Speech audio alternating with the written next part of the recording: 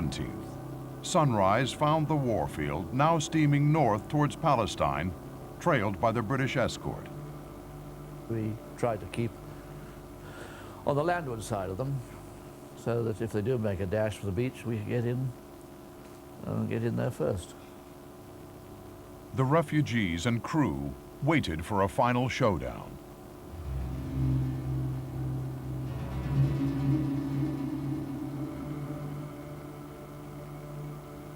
We had been up for like 24 hours before, all of us, preparing.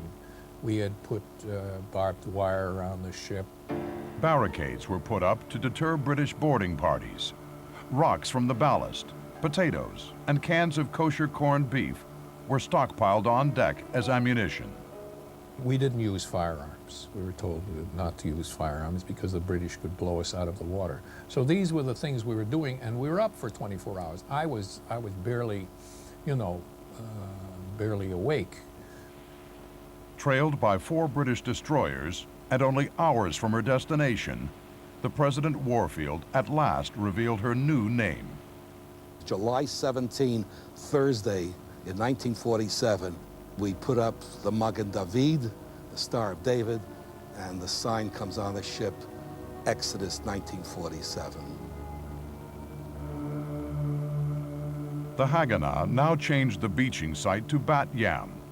The Exodus was to make the approach, staying just outside Palestinian territorial waters, and then execute a fast dash for shore. We were sure that we could fight them off for about 2 miles, more or less, and then beach the Warfield, and they could not follow us. There were hundreds of members of the Haganah Underground waiting for us, and they would take us immediately in all directions. So maybe the British would catch some of us, a few hundreds. We were 4,500, but we would manage to get at least 3,500 into Palestine. This was the plan, and the plan was going to work. So we were absolutely convinced the plan was going to work. But the British had also plans, and at this point, they outsmarted us. One of the refugees, Mordecai Rosman, organized them into groups to fight the British if they tried to board.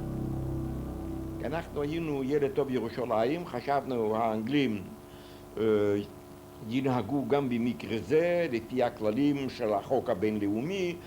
אם יתקיפו אותנו במים הטריטוריאליים ולא במים הבינלאומיים, אבל האנגלים עשו את החשבון שלהם. Anxious not to be outrun by the Warfield in the shallows, the British Navy approached her in international waters. And so the decision was that the ship would be boarded. It was a very dark night, and out of the night, from 2 sides, came 2 destroyers. But we were 25 miles off the coast of Gaza when the British attacked. Before we could do anything, they hit us, they squeezed us from both sides so that we couldn't maneuver. And this all of a sudden we were caught in the lights, so very powerful sunlights. And through a megaphone, we were ordered to stop the ship. The voice said, "Stop your ship, you're on the Palestinian waters."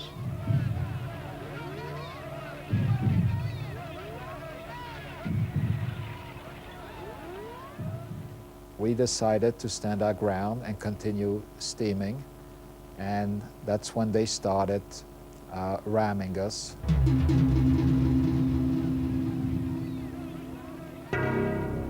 Previous boarding of ships had been captured by newsreel cameras. And at 2:45 we started boarding. פתאום החיילים האנגליים התחילו לטפס אלינו, וזה היה פחד גדול מאוד. אני זוכרת שאני כל כך פחדתי שהנה אני הולכת להיהרג. And the British boarded the Exodus with guns and tear gas, and the refugees fought back with tins of beef and potatoes. It was really a corned beef and potato barrage, and it could be deadly. Don't let it's no joke. when the British sailors and Marines started jumping on the ship, I started chasing them, you know, trying to grab them and throw them over the side. One Jewish immigrant was seen about to decapitate one of our boarding party with an axe. I had the axe. If I saw a British man who needed a chopping, he would get it. כל הקבוצה שלנו, אנחנו פגענו באנגלים. זרקנו קופסאות כבדות, הם היו עם כובעי פלדה, ואנחנו היינו עם כלום. כלום לא היה לנו. אבל לכן גם אחד מהילדים נהרג. A 16-year-old orphan by the name of Hirsch Yakubovitz, whose face was framed in a kind of behind a life raft, and a British sailor shot him in the face and killed him. Obviously, to get control of the ship, we had to get and stop her going to the beach, etc. We had to get hold of the wheelhouse. 10 British Marines rushed the wheelhouse and were met by second mate Bill Bernstein, who refused to surrender the wheel to the British. He tried to hold him off with a bloody fire extinguisher, like this, and he was clubbed. Bill Bernstein was clubbed unconscious and the British seized control. As dawn broke, the battle waned. The refugees and crew had been tear-gassed, clubbed, and shot at. I was ready to do everything in order to prevent them, knowing that this would end with our defeat anyhow. But we wanted to keep the battle as long as possible, because we did in fact fight for our pride. We didn't fight for to win. We fought because we wanted to show that Jewish immigrants are not cattle. That's all. And by 6 o'clock in the morning, the people were standing there like there was no bulkhead left, watching. We did have a responsibility for 4,550 people.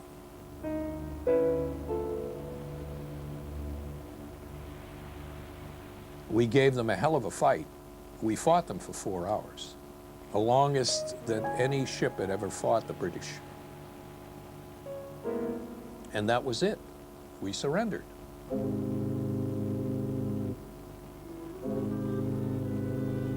And when we sailed slowly into the harbor, one of us had the Zionist flag, Today Israel flag. And we opened up the flag and we sang a tikva, the Zionist song today. It's the anthem of Israel. The Haifa citizens, the Jews, were massed behind the harbor. They were prevented from going to the harbor, and they joined us. This was a very moving moment, I think. Had I not been a Zionist by then, I would have become a Zionist on the morning of July 18, 1947. The battle would leave 3 people dead and 146 people injured.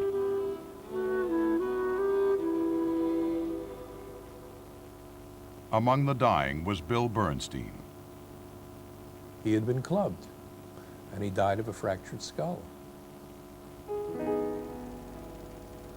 He was the least aggressive, the most gentle person, and a sweetheart. It just so happened. He was at the wrong place at the wrong time.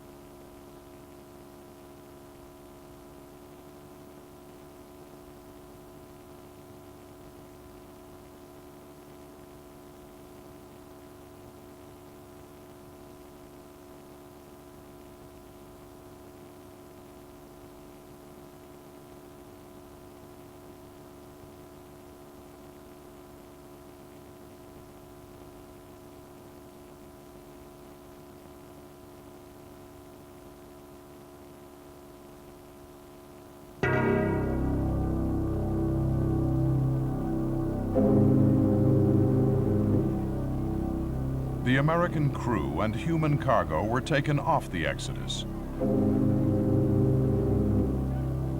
They were told they would be sent to holding camps in Cyprus.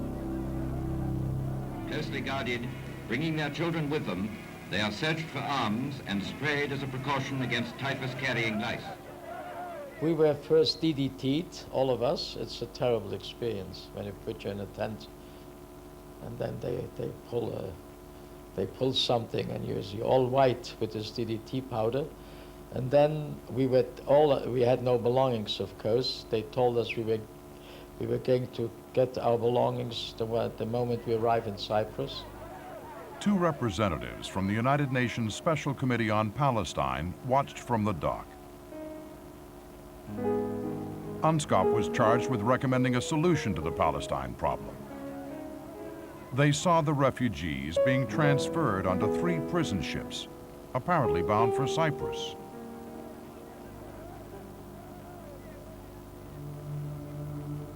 They took testimony from the Exodus's impartial observer, the Reverend John Stanley Grawl. They asked whether the British had boarded the ship in international waters. Yes, they had, Grawl testified. He said nothing short of death would prevent Jewish refugees from coming to Palestine.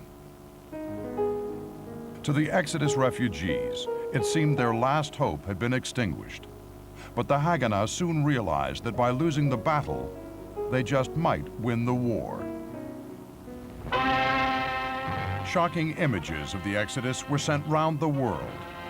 Out of Palestine comes the camera story of the Exodus, the Jewish immigrant ship that highlights new violence in the Holy Land. Those pictures became a weapon in the struggle to create a Jewish state.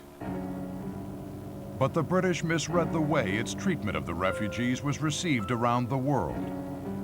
Foreign Minister Bevin chose to make an example of those on the Exodus to deter others in the future. We were sure that we would wake up in Cyprus. When we woke up, we were not in Cyprus, we were in the open sea. And one of our American crew members with us, an expert, he said we're not going in the direction of Cyprus at all. And we said, in what direction are we going? And he said, in my opinion, we're going back to Europe. Ernest Bevin had decided to send the refugees, not to Cyprus, but back to France.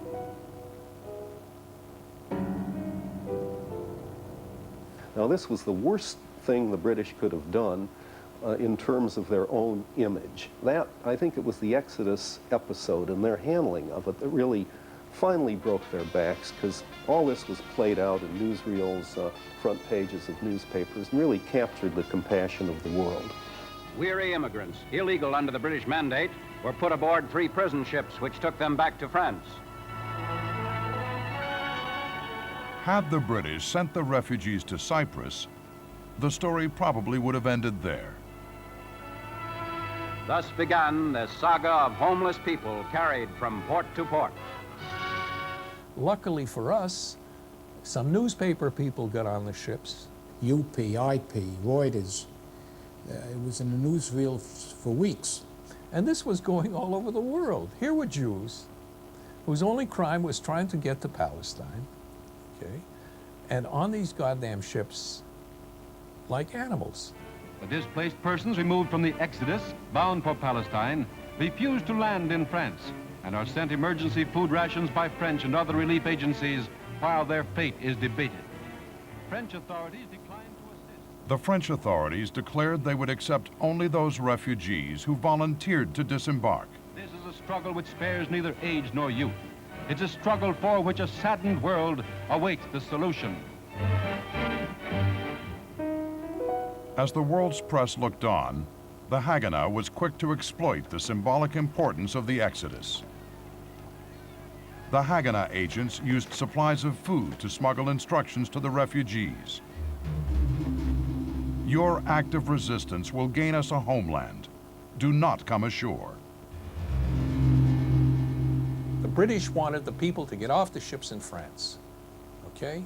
And we had some idea that if we stayed on the ships, at least a handful of us stayed on the ships with the refugees to show that our lives as Americans, okay, and as Palestinians our lives were tied up with theirs, they would be much more apt to stay on the ships. The heat was stifling, but still the refugees refused to come ashore in France for more than 3 weeks.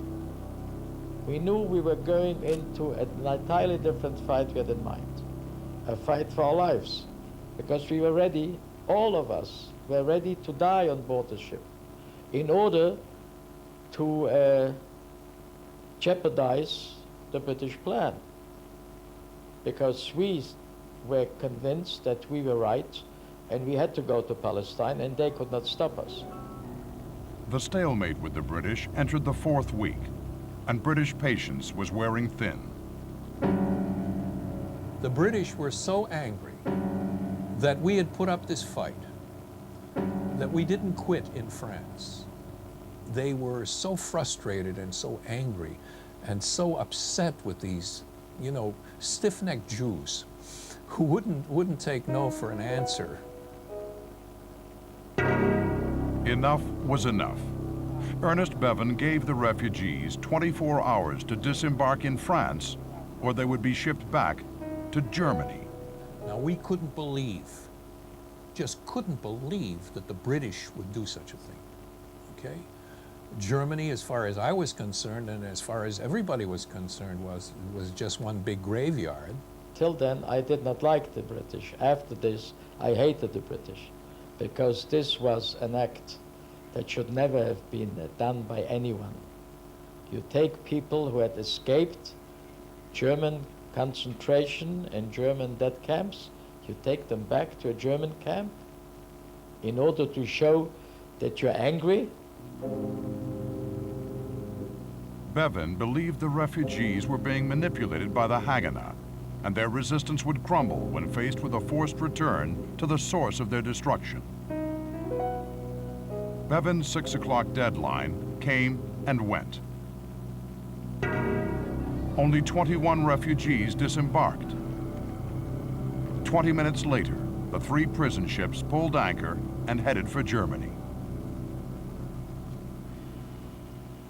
I stood on the dock with a young Haganah girl when the ship finally was taken out. It was about 6 o'clock at night, and we stood there weeping, knowing they were taking these people back to Germany, to the death land. And then this young Haganah girl said to me, "Now you will see the birth of a Jewish state."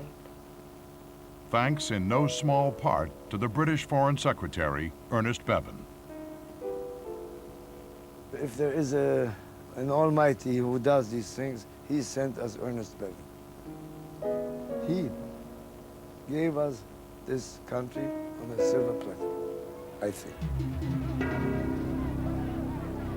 The 3 prison ships reached Hamburg. Once again, the refugees refused to disembark. They awaited the final confrontation with the British. אפשר היה לחתוך את האוויר עם סכין, כולם דרוכים מחכים, ועשרות חיילים פרצו לשני המחטפים. מה שהיה במחטף הקטן אני לא יודע, אבל המחטף שלנו הגדול של 1,000 איש, פרצו עשרות חיילים, לא הקריאו אפילו פסוק אחד משייקספיר, רק דיברו עם העלות. מיד התחילו להרביץ על ימין ועל שמאל. Mordecai Rosman was dragged wounded from the ship.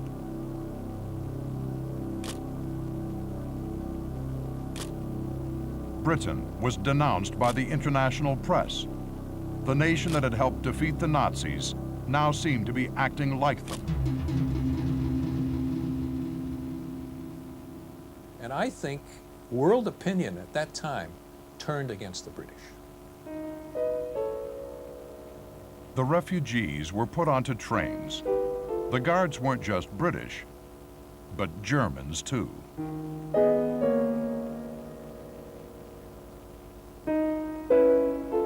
הכניסו אותנו לרכבות עם סורגים על אדמת גרמניה, ברכבת עם סורגים.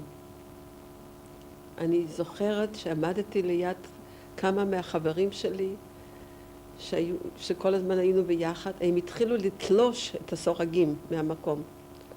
הם נאבקו כמו, אומרים, אריה בסוגר. ממש, הם לא יכלו יותר להשפיל אותנו, כמו ההרגשה הזאת שאנחנו בגרמניה, ואנחנו צריכים לרדת בגרמניה, ברכבות עם הסורגים, והגרמנים שומרים עליהם. More than 4,000 Jews are once more back in the hated and dreaded country from which many of them began their long, desperate trip to Palestine. The refugees were back where they had started, in detention camps. But world opinion had moved, and world leaders called for an end to British control of Palestine.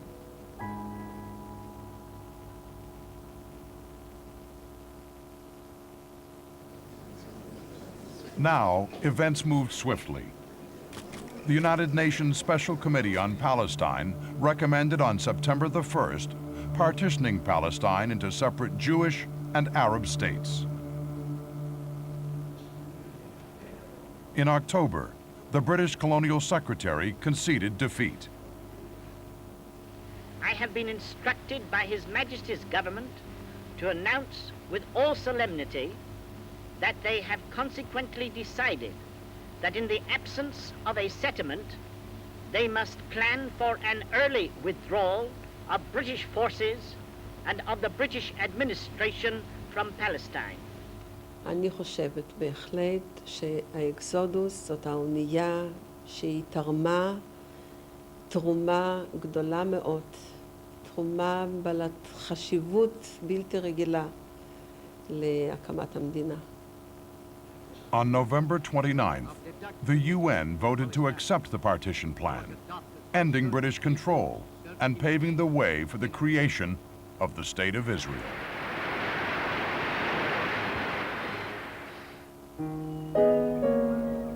Most of the refugees from the Exodus finally reached Palestine in the spring of 1948. Among them, Hadassah Rosen and her fiancé, who had fought the British on the Exodus. באפריל 48 הגעתי ארצה. הרגשתי כל כך, אבל זאת הייתה ההרגשה שלי, שצריך לנשק את האדמה. ומפה אני לא אזוז. זה יהיה המקום שלי לעולמים. On July 25th, Bill Bernstein was eulogized in a memorial service in New York, attended by 20,000 mourners. Bill died for a cause that he thought was good, and we all thought was worthwhile at the time. The crew members have a sort of a blood binding, but we're old now. We're not going to last much longer. I remember Ben Foreman said that this is the high point of our lives. We're never going to achieve anything near this. And I figured on bigger and better things, but they never happened. And this ship never dies. It keeps coming back. You can't forget it because somebody reminds you of it.